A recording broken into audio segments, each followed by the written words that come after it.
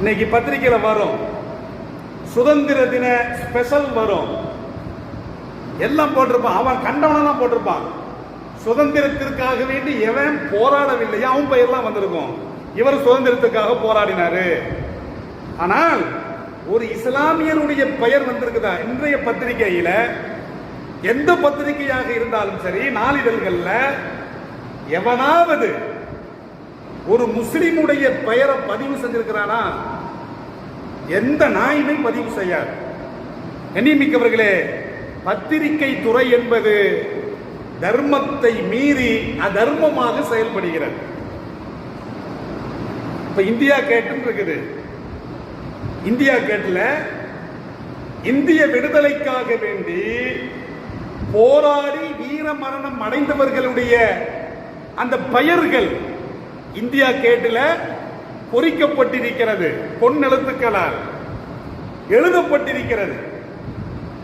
கிட்டத்தட்ட 95,000 நபர்கள் இந்த தேச விடுதலைக்காக வேண்டி தனது இன்னுயிரை மாய்த்துக் கொண்டார்கள், அவர்கள் தியாகம் செய்தார்கள் என்று அவர்களுடைய பெயர்கள் எழுதப்பட்டிருக்கிறது.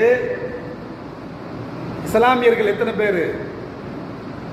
இஸ்லாமியர்கள் 65,000 பேர். 65,935 பேர். கண்ணியமிக்கவர்களே, அப்ப இஸ்லாமியர்கள் 2/3 பங்கு. இது வரலாறு. இது ஒரு கல்வெட்டு, பொன்னெழுத்துக்களால் பொறிக்கப்பட்டிருக்கிறது. இதை எவனாலும் மறுக்க முடியுமா? 65,000 சொச்ச பெயர் உனக்கு கிடைக்கலையா? இந்த பத்திரிகை நாய்களுக்கு கிடைக்கலையா? கண்ணியமிக்கவர்களே, ஒரு துலுக்கம் பெயரை போட்டான கண்ணியமிக்கவர்களே என்ன செய்கிறது அப்படின்னா, சுதந்திரத்திற்காக வேண்டி இஸ்லாமியர்கள் பாடுபட்டார்கள், அவர்களுடைய பங்களிப்பு இருட்டடிப்பு செய்யப்படுகிறது.